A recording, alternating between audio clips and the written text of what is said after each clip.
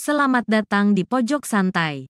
Sebelum Anda mendengarkan audiobook ini, kami menginformasikan bahwa channel ini adalah review audio dari buku yang ada di Indonesia. Untuk membaca keseluruhan buku ini, kami menyarankan membeli buku aslinya di toko buku kesayangan Anda, baik offline maupun online. Keberadaan channel ini dimaksudkan untuk membantu Anda mendapatkan pengetahuan dari buku-buku kesayangan Anda. Jangan lupa untuk subscribe, like, dan komen.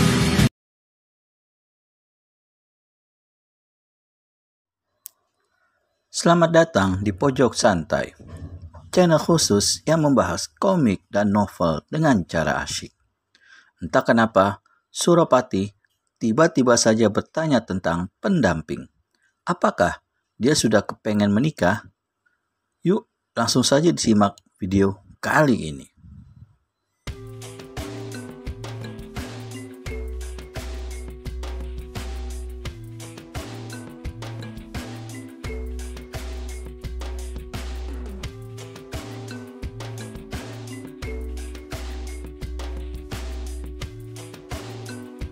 Kalau aku jadi pemimpin, siapa yang menjadi pendampingku? Tanya Suropati setengah membentak. Mendengar itu, Wirogondi dan teman-temannya jadi bengong. Apa maksudmu si Suro? Tanya Wirogondi kemudian. Bodoh, masa tidak tahu apa yang ku maksud? Usai mengucapkan kalimatnya, Suropati celingukan. Ditatapnya para pengemis dan gelandangan yang berada di sekitarnya. Tiba-tiba, terbersit sinar aneh di matanya. Sambil mengulum senyum, kakinya melangkah menghampiri seorang pengemis wanita yang sedang berdiri dengan kepala tertunduk. Siapa namamu? Tanya Suropati. Yang ditanya mengangkat wajahnya.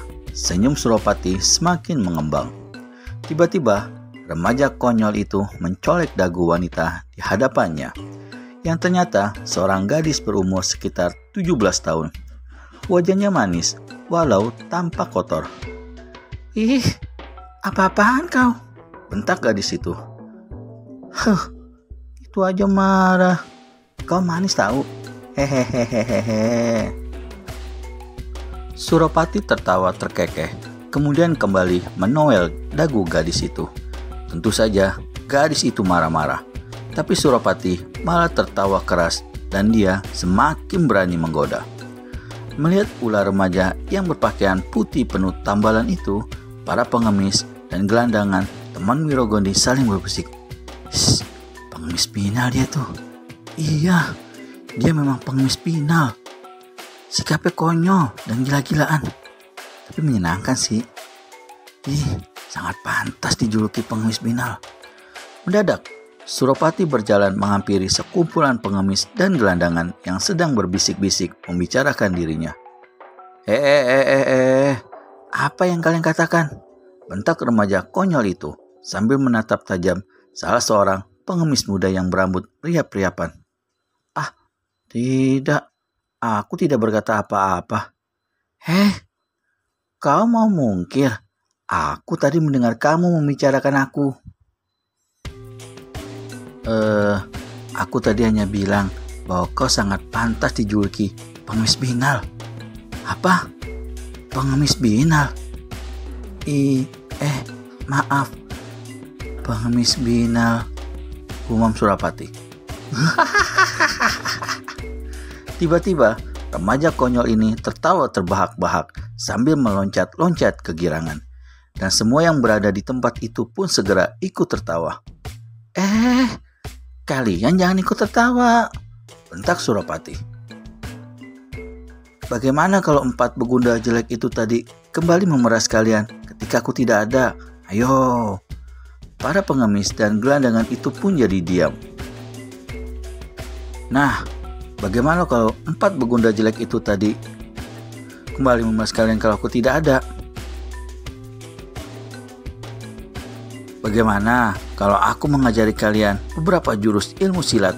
Tanya Suropati lagi.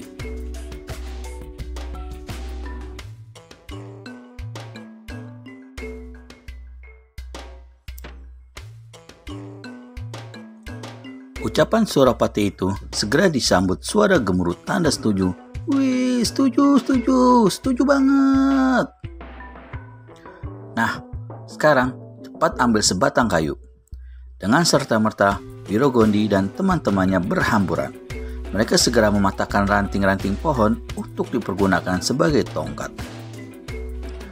Setelah mengajarkan gerakan-gerakan dasar ilmu silat, Surapati segera memperlihatkan jurus tongkat memukul anjing. Remaja konyol itu bergerak lincah. Tangannya yang memegang sebuah ranting pohon berputar-putar membentuk sebuah perisai. Setelah melompat ke atas, ranting pohon yang berada dalam genggamannya diayunkan ke tanah. Brum! Tanah tempat sasaran kontan berlubang beberapa jengkal. Dan pertunjukan Surapati segera disambut sorak-sorai berkepanjangan. Wih, hebat, hebat, hebatnya Surapati. Nah, ayo jangan menonton saja. Cepat tirukan gerakanku, teriak Surapati memerintah.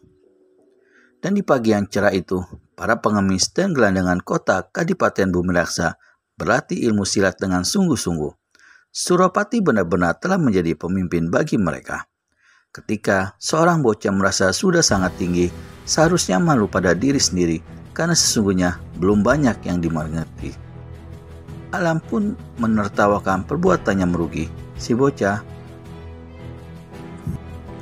Si bocah berlari ketika diuji. Sang guru mengeluh bingung, kemana hendak mencari? Ketika sudah memenuhi pelajaran, apa yang harus diberi? Tak lain adalah hukuman untuk lebih mengerti pada diri sendiri. Sebuah tembang mengalun syadu. Getaran suara merayap menuju halaman kuil seloka di pinggir kota Kadipaten Bumiraksa. Diiringi hembusan angin dan ayunan ranting-ranting pohon, maka tembang itu menyusup mengelus sanubari. Seorang remaja tampan berpakaian putih, penuh tambalan yang tengah duduk di bawah pohon tersentak, langsung menajamkan telinga. Guru? Bisik pemuda itu pada diri sendiri. Sebelum pemuda yang tak lain Surapati itu bangkit berdiri, sebuah bayangan berkelebat mendekati. Bocah gendeng, tak tahu dia untung. Mana saja kau selama ini? Maki bayangan yang baru datang. Waduh, maafkan Surapati guru, ucap Surapati kepada seorang kakek kurus yang telah berdiri di hadapannya. Kau telah berpaling dari tanggung jawabmu, Suro, umam kakek kurus yang tak lain Sepriang bertangan lembut. Surapati menundukkan kepalanya dalam-dalam. Tiba-tiba, kakek kurus yang juga berpakaian penuh tambalan itu tertawa keras.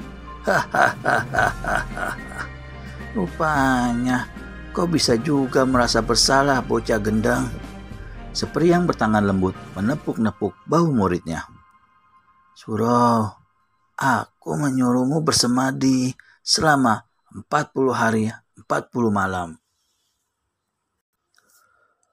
Kau tahu itu Suro, di bawah bimbinganku kau sedang berlatih menyempurnakan ilmu arhat tidur. Kenapa kau malah lari? Omel kakek kurus berpakaian tambalan itu. Surapati menengakan kepalanya. Mendadak kekonyolannya muncul. Kakek, aku bosan tinggal di gunung, sepi. Tiap hari monyet-monyet mengejekku. Bahkan jangkrik suka menggelitik masuk ke dalam celanaku. Siapa yang tahan sih, kek? Gila remaja tampan ini polos, bahkan mengubah panggilan kepada gurunya. Sepriang bertangan lembut kembali tertawa. Itu tandanya kau tidak tahan uji, bocah gendang. Kewajibanmu sebagai murid adalah belajar dan selalu menuruti perintah guru. Tapi kenapa kau malah berpaling dari kewajibanmu? Tegur Priang bertangan lembut. Surapati menggaruk-garuk kepalanya.